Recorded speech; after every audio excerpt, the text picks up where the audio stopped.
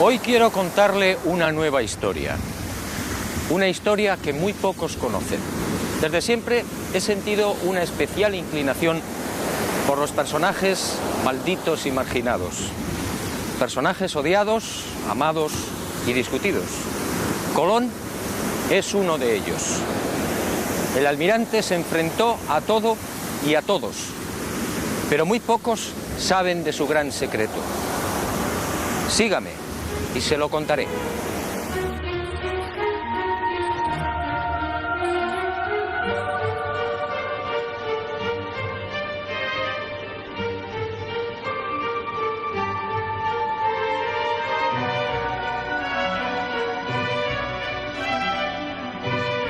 Como decía, siempre me intrigó la tozudez del almirante.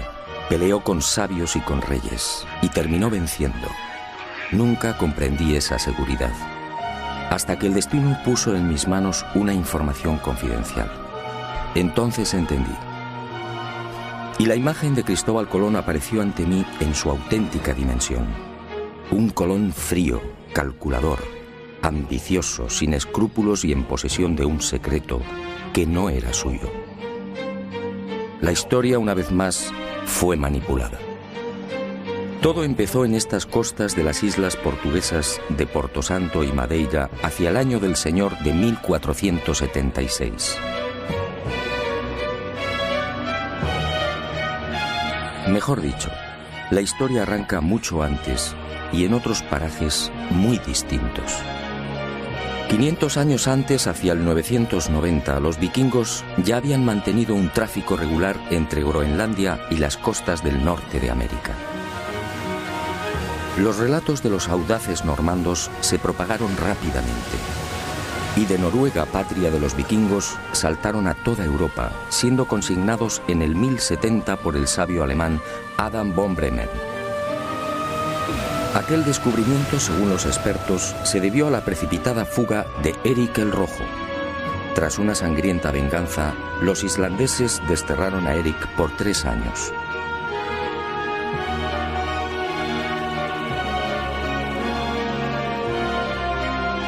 Y el Rojo se embarcó rumbo al oeste con su familia y un puñado de seguidores.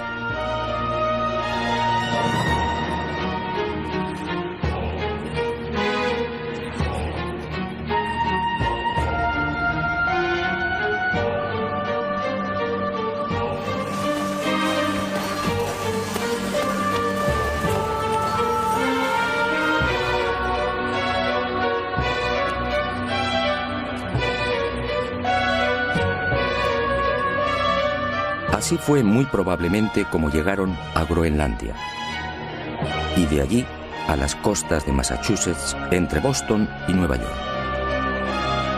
En 1311 otro audaz pueblo, el Mandinga, ubicado en las costas del África Occidental, se aventuró igualmente en el océano, y el rey Abubakari II, al frente de 2000 piraguas, tocó tierras americanas. La expedición descubriría Recife, en Brasil, pero nunca regresaron.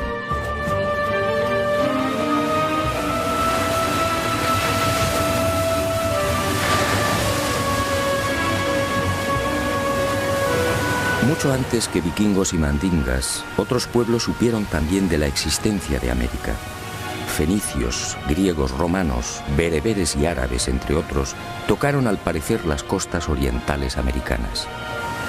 Colón, en efecto, fue el último.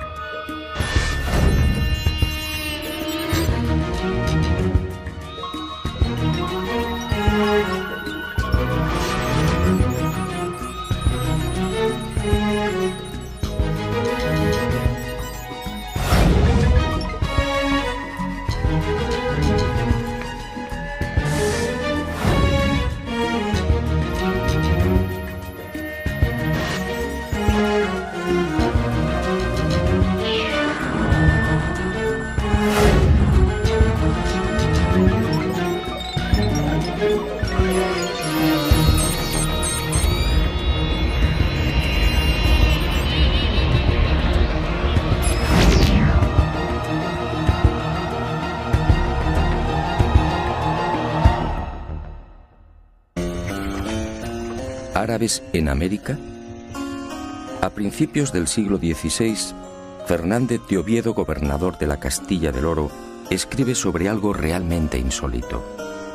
Oviedo afirma que los naturales llamaban Kebi al cacique. Kebi en árabe significa grande. Y asegura también que aquellas gentes rezaban en mezquitas. Así consta en sus crónicas. ¿Cómo entender esta presencia árabe en América antes de 1492? ¿Y cómo entender el escrito entregado por el Papa Inocencio VIII a Martín Alonso Pinzón antes del descubrimiento?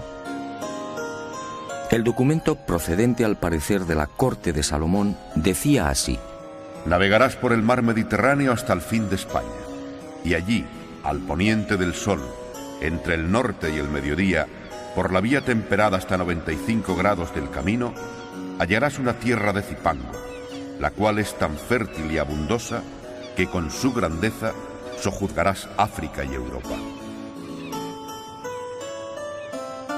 Aunque el origen salomónico del documento resulta más que dudoso, Europa no existía como tal en el 900 a.C., la verdad es que si la historia fue cierta, Alonso Pinzón habría recibido antes de embarcarse con el almirante una información secreta que apuntaba directamente a México. Como es sabido, este país se encuentra a 95 grados del Guadalquivir.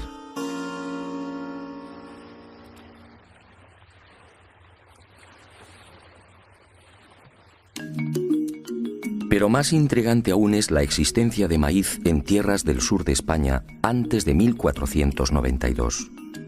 Todo el mundo sabe que esta planta es oriunda de América. ¿Cómo explicar entonces lo escrito por Alonso de Palencia con motivo de los ataques de Enrique IV a la ciudad de Granada en 1456? Según Palencia, el rey preparó la conquista de la ciudad morisca, quemándoles en verano las mieses y en otoño las cosechas de mijo y maíz.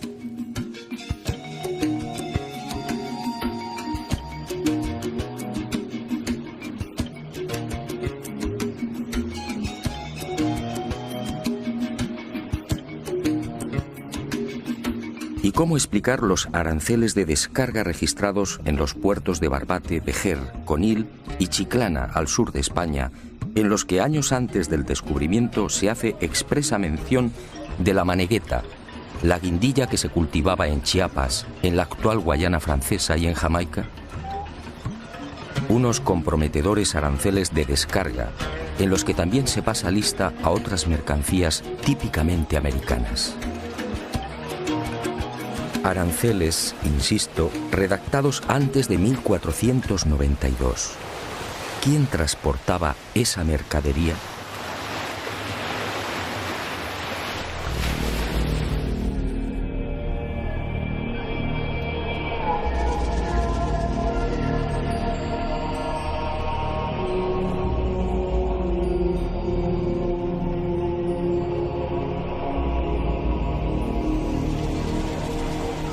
Es probable que el joven Cristóbal Colón llegase a tierras portuguesas hacia 1476, cuando contaba unos 25 años de edad. Procedía de una familia humilde. No poseía otra ilustración que las primeras letras. Fue a raíz de su estancia en Portugal cuando empezó a leer y a cultivarse.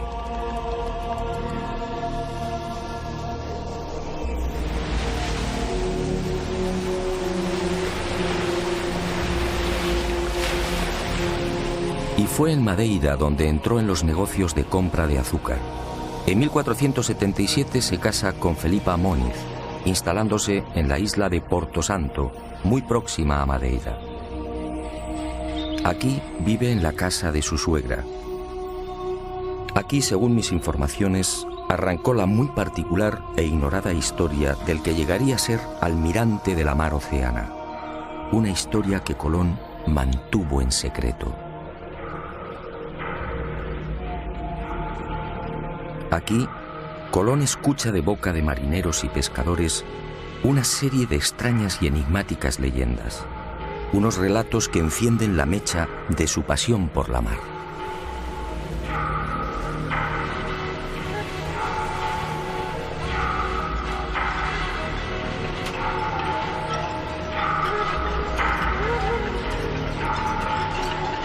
Las gentes de las Azores le contaron cómo los vientos de poniente arrojaban con frecuencia a las playas restos de árboles desconocidos en aquellas islas. En una ocasión, la mar depositó en la isla de las Flores los cadáveres de 2 hombres de caras muy anchas y aspecto distinto al de los europeos y africanos. En esas fechas, hacia 1477, en un viaje de negocios a la ciudad irlandesa de Galway, el propio Colón fue testigo de la presencia de un hombre y una mujer que habían llegado por mar y que en nada se parecían a los europeos. El genovés los tomó por chinos o hindúes, arribados a Irlanda por el occidente.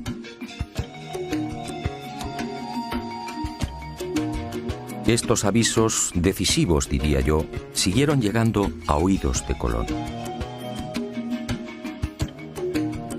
Los pescadores del Cabo de la Vela le pusieron igualmente al tanto de otra singular visión.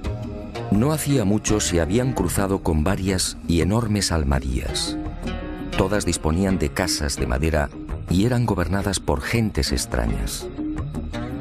Pedro Correa, su cuñado, multiplicaría el entusiasmo de Colón por el misterioso occidente con otra noticia de parecido corte.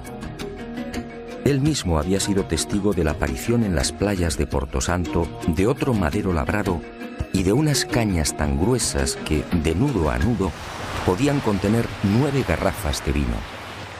Unas cañas nunca vistas en Europa y África.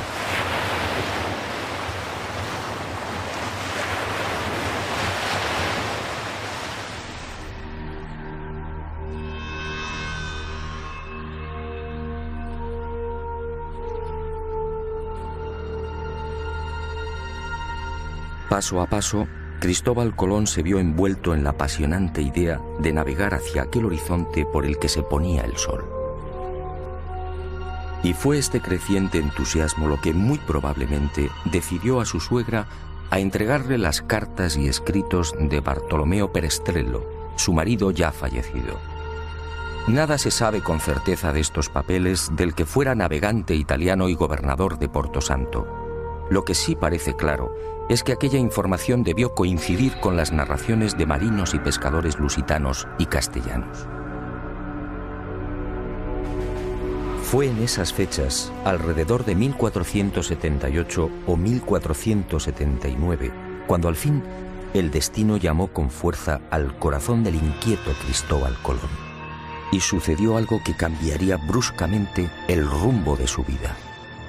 Algo que muy pocos conocieron y conocen. Algo que se convertiría en su gran secreto y finalmente en su gran tragedia. En esos años, la mermada tripulación de una carabela casi desguazada arriba casualmente a las costas de Porto Santo. Son hombres enfermos y maltrechos. Un piloto y 4 o 5 tripulantes.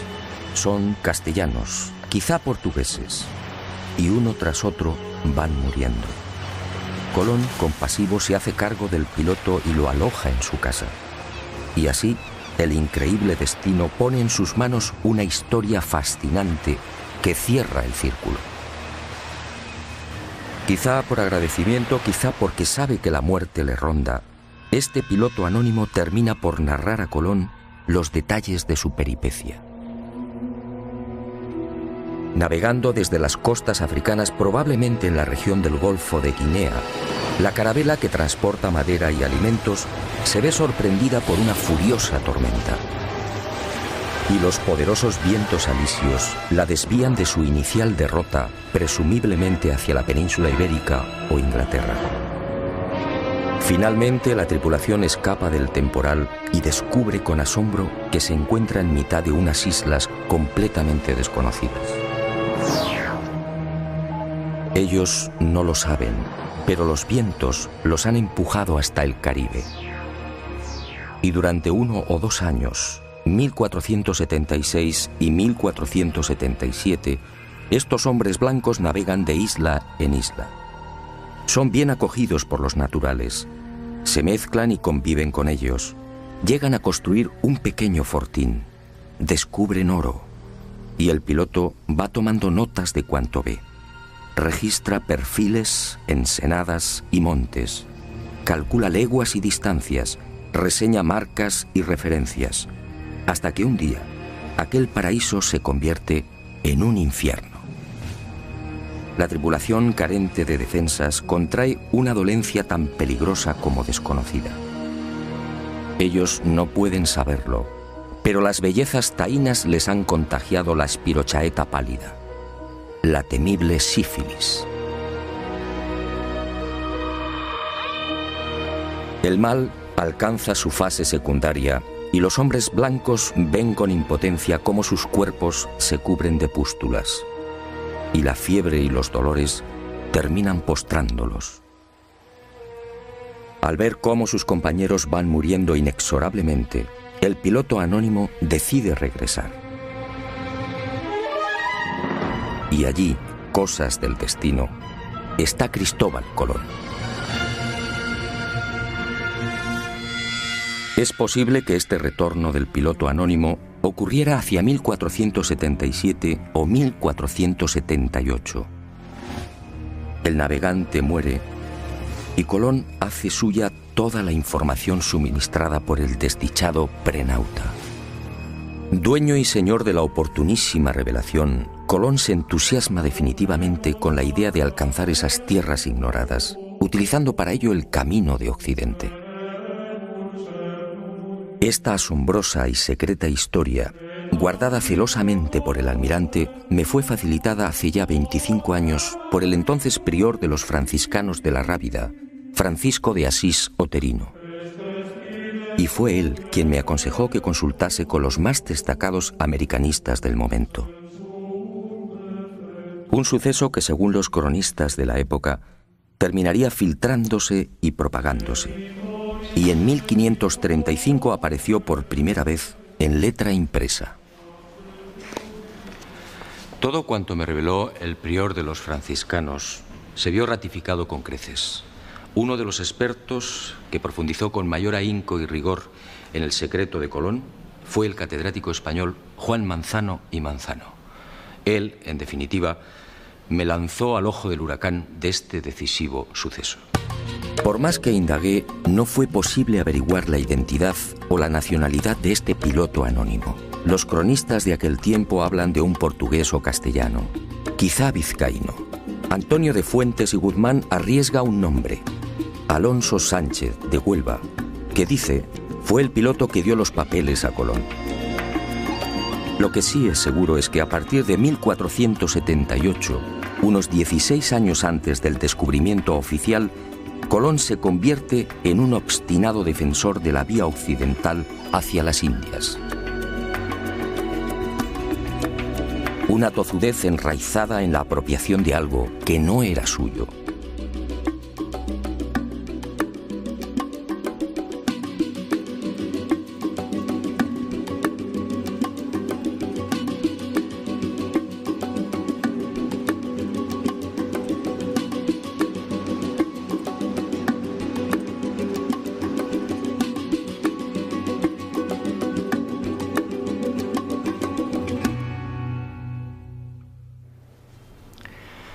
A partir de esa información privilegiada, Colón se convierte en otro hombre. Ya no son sospechas, ahora lo sabe. Navegando por el mar tenebroso siempre hacia el oeste, encontrará nuevas y ricas tierras. Pero, ¿qué tierras eran esas? Y Colón emprendió una febril búsqueda, consultando los textos clásicos y los escritos de sus contemporáneos. Se sumergió impaciente en el Imago Mundi y en las páginas de la Historia Rerum. Estudió la Biblia, el Libro de los Reyes, la glosa ordinaria de Nicolás de Lira, Aristóteles, Isidoro, Marco Polo y un largo etcétera. Y en los márgenes de estos libros fue anotando reflexiones, dudas y certezas. Fueron tiempos difíciles y angustiosos. Hasta que un día el caprichoso pero sabio destino puso en sus manos una carta geográfica y unos documentos.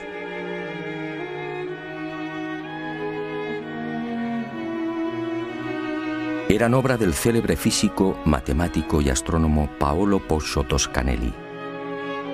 El 24 de junio de 1474, 2 años antes de la llegada de Colón a Portugal, el canónigo lisboeta Fernão Martins recibía una carta desde Florencia. Era una misiva de su amigo Toscanelli. Meses atrás, durante la estancia de Martins en Italia, el canónigo tuvo oportunidad de cambiar impresiones con el sabio florentino sobre las navegaciones de sus compatriotas, los portugueses, por las costas africanas. Los lusitanos llevaban tiempo intentando alcanzar las regiones orientales de las Indias, donde al parecer se hallaban las famosas islas de la especiería. Y Toscanelli le anunció algo insólito. A las Indias se podía llegar por un rumbo distinto al que pretendían los portugueses. Bastaba cruzar el mar tenebroso, siempre hacia el oeste. Martins quedó impresionado. Expuso las revolucionarias ideas de Toscanelli al rey de Portugal y sin demora Alfonso V solicitó más detalles. Y ese 24 de junio de 1474 llegaba a Lisboa la mencionada carta de navegación y los documentos de Toscanelli, en los que aseguraba que navegando derecho por poniente está pintado el comienzo de las Indias. Unos reinos opulentos llamados Catai y Mangui, señoreados por un poderosísimo monarca llamado Gran Khan.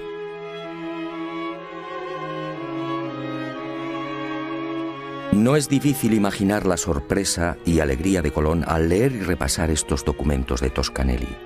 Allí estaba la confirmación a lo proporcionado en secreto por el piloto anónimo. Las ideas de Toscanelli y las pistas halladas en las restantes lecturas redondearon finalmente el gran proyecto colombino. Al otro lado del mar tenebroso se encontraban las Indias. Solo había que navegar hacia el oeste, siempre hacia el oeste. Colón, en definitiva, fue víctima del mismo error de Toscanelli. Confundió la española con Zipango, el Japón actual, y América con Asia. Y esta idea le acompañaría hasta la muerte. Confirmadas las noticias del prenauta, nuestro hombre eufórico volvió a repasar una y otra vez las claves secretas de su gran sueño. Unas claves más próximas a la locura que a la realidad. Para Colón, en esos años previos a 1492, Zipango, la isla del oro, se hallaba a 750 leguas de Canarias. Para Colón, las míticas minas del rey Salomón no podían ser otras que las descubiertas por el piloto anónimo al sur de la gran isla del oro. Para Colón, las tierras firmes del Gran Khan, el Catai de Toscanelli, se alzaban al oeste del Zipango, es decir, a poco más de 1100 leguas de las Canarias. Dominado por la fiebre descubridora y por aquellas lecturas, adelantándose al Quijote, Colón confunde Jamaica con el reino de Saba. Y cree que uno de los reyes magos partió justamente de esta isla. Para Colón, de acuerdo a lo narrado por el prenauta, el Golfo de Paria, en las actuales costas de Venezuela, era el lugar en el que se había levantado el paraíso terrenal. Y murió con el convencimiento de que Cuba formaba parte de las tierras firmes de Asia.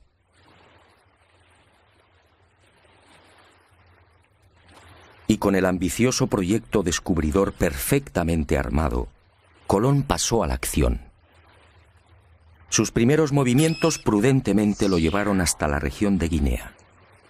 Pudo ser en 1482 o 1483. Quizá con la excusa de un viaje de negocios se embarca y recorre las aguas del Golfo africano. Pero su objetivo era otro. Colón, siempre minucioso, trata de verificar las informaciones del prenauta.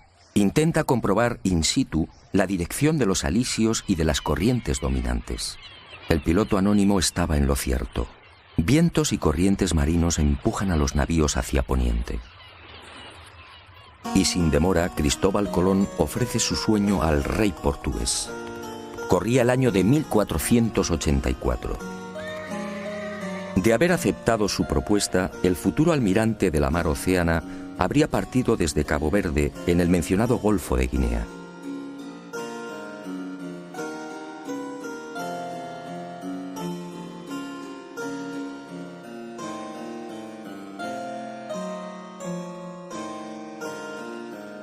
pero Juan II lo despacha con cajas destempladas.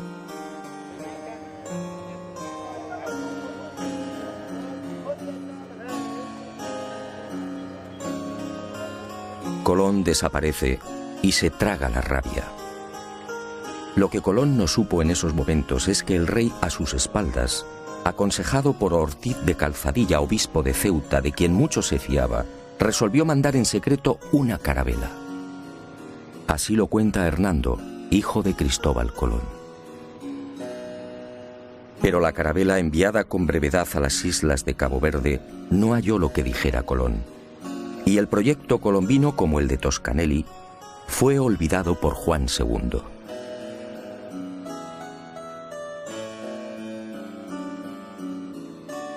Y el destino siguió tejiendo y destejiendo. Colón supo de la turbia maniobra del rey portugués, y a esta decepción se sumó la muerte de su mujer y la pésima marcha de los negocios. Colón entonces tomó la decisión de abandonar Portugal. Corría la primavera de 1485 y decidió probar fortuna en la corte de la vecina Castilla. Pero antes, apremiado por la escasa bolsa, viajó a Huelva, encomendando a su joven hijo, Diego, a los cuidados de Violante Móniz, su cuñada.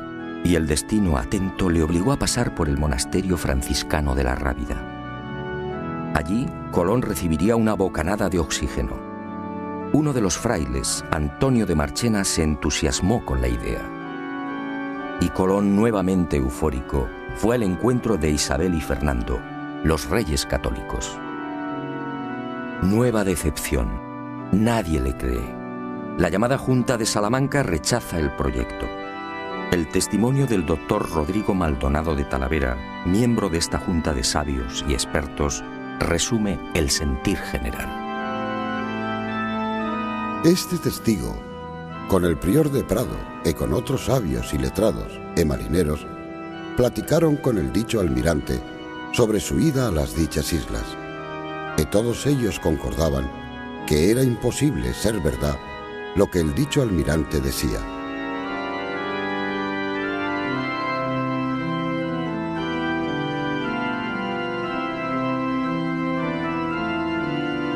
El segundo jarro de agua fría llegó en 1487. Y cuentan las crónicas que el futuro almirante no se rindió. Aquella vieja tozudez lo mantuvo alerta y firme. Pero las cosas no mejoraron. Y cuando todo parecía perdido, cuando el genovés pensaba ya en trasladar su proyecto al rey de Francia, algo cambió. Y estoy de acuerdo con la hipótesis de Juan Manzano y Manzano. Colón, forzado por las adversas circunstancias, no tuvo más remedio que desvelar parte de su secreto.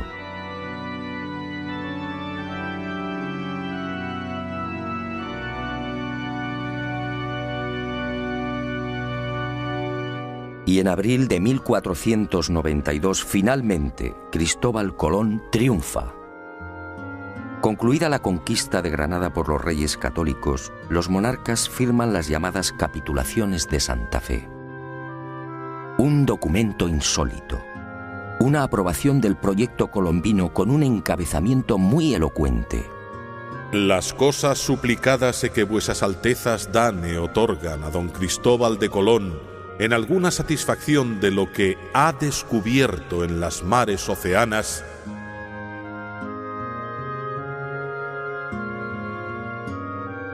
¿de lo que ha descubierto? Estábamos en abril de 1492. La increíble concesión solo puede explicarse por lo ya mencionado. Colón tuvo que confesar parte de lo transmitido por el desdichado piloto anónimo. Pero obviamente silenció la fuente y mantuvo como suyo lo que era de otro. Pero hay más. En esos sospechosos documentos previos al gran viaje descubridor, los reyes católicos, al entrar en detalles, cometen 3 indiscreciones que confirman cuanto sostengo. Conceden a Colón los títulos de virrey y almirante y le otorgan 1/10 de cuanto se consiga en esas tierras incógnitas. En buena ley todo esto debería de haber llegado después. y al proceder a la requisa de las necesarias naves, ordenan lo siguiente: para ir a ciertas partes de la mar Océana. Evidentemente los reyes católicos tenían una información privilegiada. El tercer desliz es mucho más elocuente. Al designar a Diego Rodríguez Prieto como el hombre que debía facilitar las carabelas, la ordenanza real fija su sueldo en 4 meses.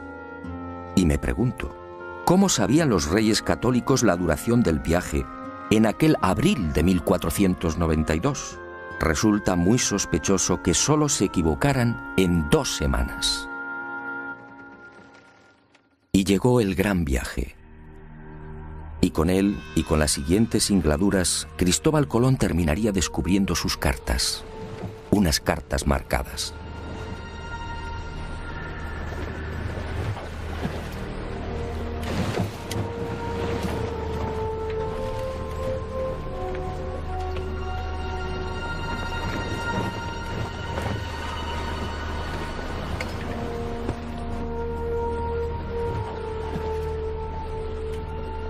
Primer viaje. Fiel a lo consignado por el prenauta, Colón, en lugar de navegar directamente hacia Occidente, siguiendo los paralelos de España, alarga la ruta y pone proa al sur. Desciende hasta Hierro, en las Canarias, situándose entre los paralelos 27 y 28. Modifica las velas de la Pinta, cambia el aparejo latino por el redondo, más útil para beneficiarse de los vientos de popa. Y fiel a esas instrucciones del prenauta, antes de partir de las Canarias, avisa a los capitanes de las otras naves sobre el peligro de un rosario de islas y roqueos ubicados a 700 leguas de Hierro.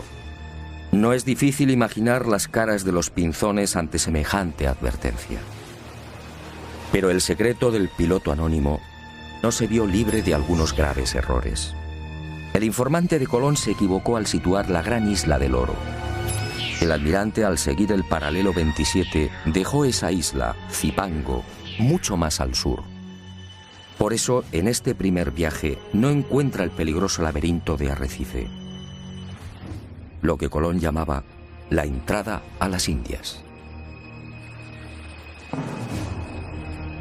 Y el 9 de octubre de 1492, la marinería se revela por segunda vez. Y tiene razón. Los hombres se sienten engañados. La cuenta real del almirante en esa fecha suma 1000 leguas. Él había prometido arribar a los arrecifes mucho antes. Y aseguró igualmente que Zipango se hallaba a 750 leguas del punto de partida. La situación en la Santa María, la nave capitana, se hace tan violenta que Colón reúne a los hermanos Pinzón y se ve obligado por segunda vez a desvelar parte de su secreto.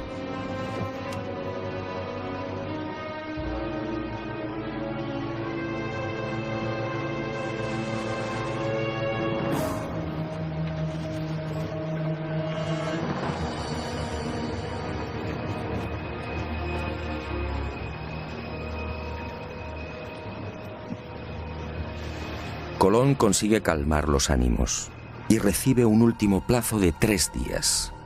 Si para entonces no han hallado tierra, regresarán. El 12 de octubre descubre Guanajaní, una pequeña isla del grupo de las Lucayas que Colón bautiza como San Salvador. El almirante, perplejo, no comprende. ¿Dónde ha estado el error? ¿Por qué no han desembarcado en Zipango? Y sigue de isla en isla buscándola. En esos días angustiosos, uno de los ocultos objetivos de Colón se destapa con violencia. Al almirante solo le interesa el oro.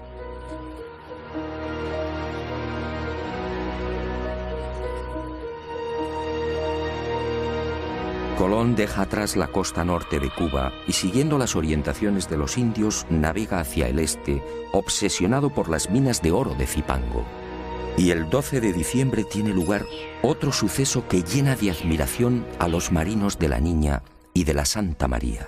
Al desembarcar en una ensenada que Colón denominó de la Concepción, en la actual Haití, varios de los exploradores aciertan a establecer contacto con un nutrido grupo de indios. Y entre ellos, varios hombres blancos. Hombres y mujeres jóvenes tan blancos, dicen, como los de España. Hombres y mujeres blancos entre los naturales caribeños.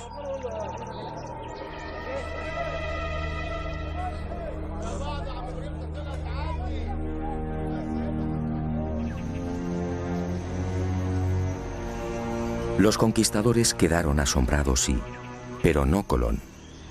Él sabía por el piloto anónimo que la tripulación de aquella carabela había permanecido 1 o 2 años con los indios de la región.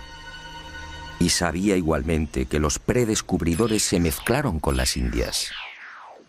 Esta, sencillamente, era la explicación de la insólita presencia de hombres y mujeres blancos.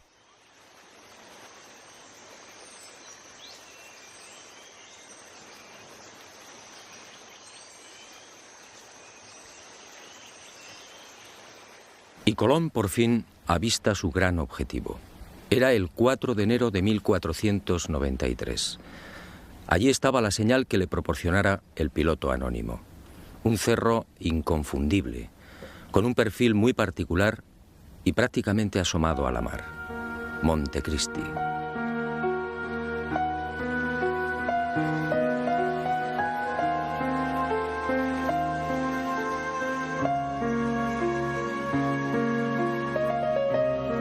Y sin desembarcar, el almirante anuncia que allí está su ansiado Cipango.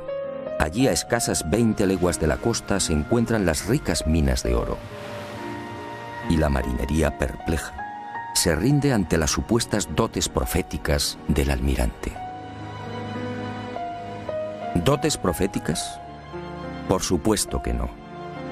Y en marzo de 1494, en el segundo viaje, al descender a tierra y explorar el valle del Cibao, Colón vuelve a cubrirse de gloria ante sus atónitos hombres.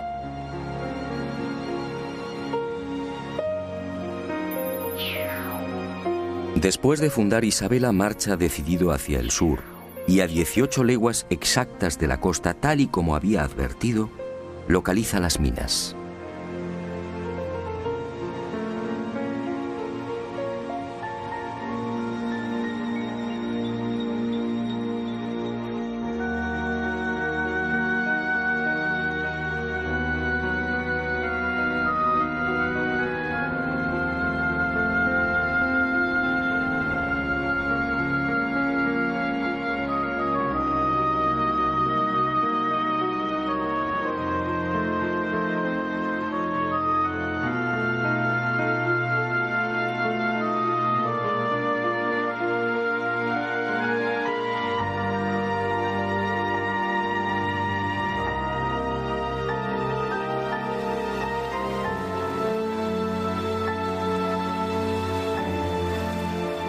Tal y como le anunciara el prenauta, aquí mismo, los expedicionarios encuentran un nido de paja con 3 balas de lombarda.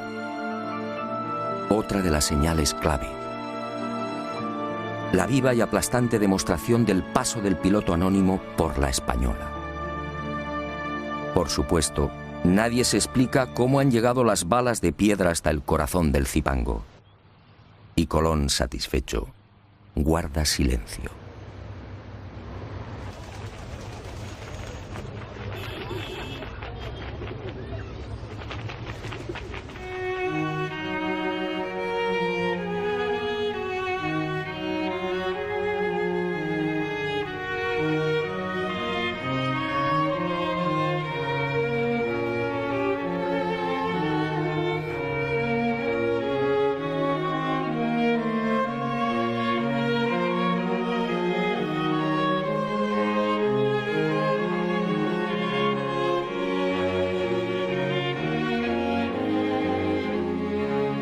Y fue también en ese segundo viaje cuando Colón, al aproximarse a la actual Jamaica, reclama la atención de la marinería y dijo: Señores míos, os quiero llevar al lugar de donde salió uno de los 3 magos que vinieron a adorar a Cristo, el cual lugar se llama Saba. Y cuando los españoles desembarcaron y preguntaron a los nativos, estos replicaron que la isla se llamaba Sobo. Entonces, el almirante explicó que Saba y sobo eran la misma palabra, pero que los indios no la pronunciaban bien. El reino de Saba, otra de las obsesiones de Colón. Y todos, una vez más, se preguntaron, ¿cómo sabía el almirante el nombre de aquella isla sin haber puesto el pie en ella? La respuesta es elemental. Lo sabía por el piloto anónimo. Y conforme siguieron los viajes de exploración, las supuestas dotes proféticas del almirante dejaron sin aliento a cuantos le acompañaron. Así sucedió también en el segundo viaje. Durante esa larga travesía, Colón se sacó una molesta espina. En el primero, como se recordará, no pudo dar con el peligroso laberinto de Arrecife. En noviembre de 1493, en cambio, consiguió avistar la ansiada entrada a las Indias, tal y como le había referido el piloto anónimo. Allí encontró Matininó y Cariz, las islas de las Amazonas y de los caníbales, y las bautizó con los nombres de Guadalupe y Dominica respectivamente. Y fue en Guadalupe donde se registró otro desconcertante suceso que, supongo, hizo sonreír maliciosamente a Colón. Los españoles, al penetrar en una de las aldeas, fueron a topar con dos objetos imposibles: un codaste y un cazuelo de hierro. El primero, la pieza recta y vertical que remata la nave por popa, nada tenía que ver con las canoas utilizadas por los indios. En cuanto al cazuelo, ¿qué pudieron pensar los españoles? Los naturales no conocían el uso del hierro, y el almirante, como digo, sonrió para sus adentros. Aquellas piezas solo podían tener un origen, el que usted y yo estamos pensando: el prenauta.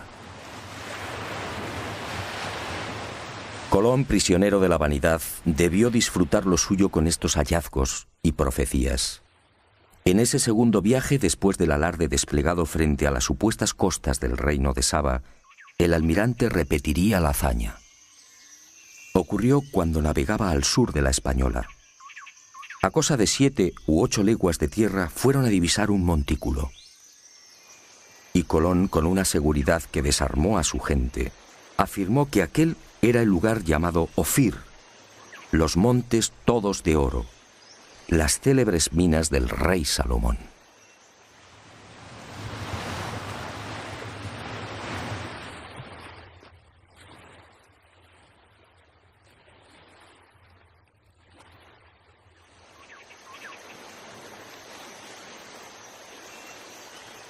Después, las imaginarias minas del rey Salomón serían explotadas por los conquistadores, y el lugar fue bautizado como San Cristóbal.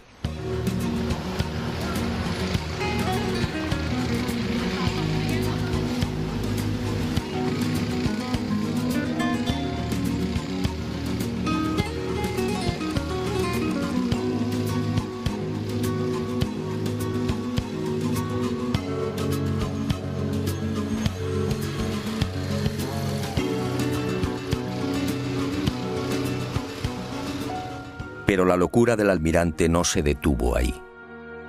El piloto anónimo le había informado también de un increíble lugar en el que los ríos procedentes de una montaña desembocaban en un enorme lago, produciendo un gran estrépito al chocar con la mar.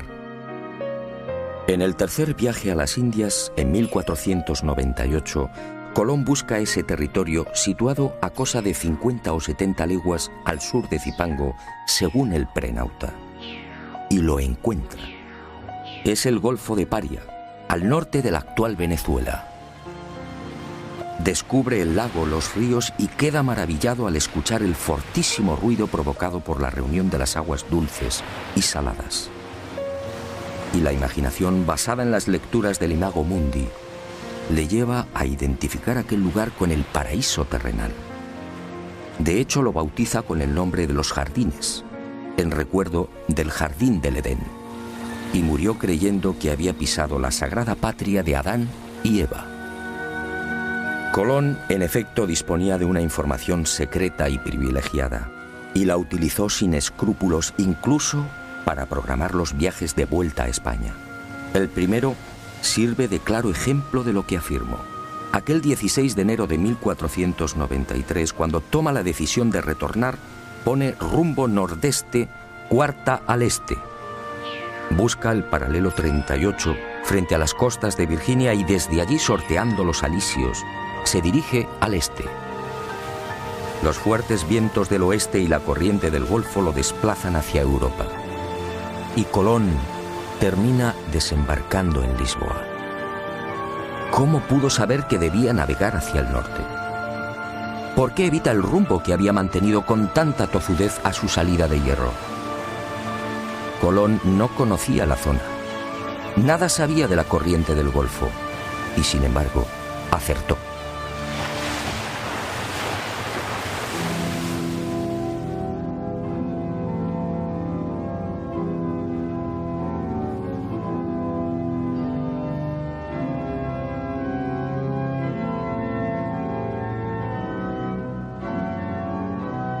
Pero Colón cometió un gran error. Hizo suyo un secreto que no le pertenecía. Ignoró al piloto anónimo y se quedó con toda la gloria. Y el destino implacable pasó factura. En la primavera de 1499 el virrey almirante es encadenado y devuelto a la corte de Castilla, y sus privilegios desaparecen. Poco después, el 20 de mayo de 1506, muere en Valladolid, y muere olvidado y en la ruina.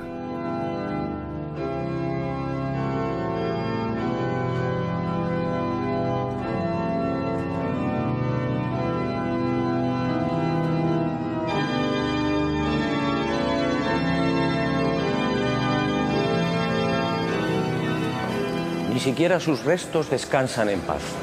En realidad, nadie conoce su paradero con exactitud. Para muchos americanos, Colón descansa en este lugar, en la capital de la República Dominicana, su querida Española. Como reza el viejo adagio, no hay plazo que no se cumpla, ni deuda que no se pague.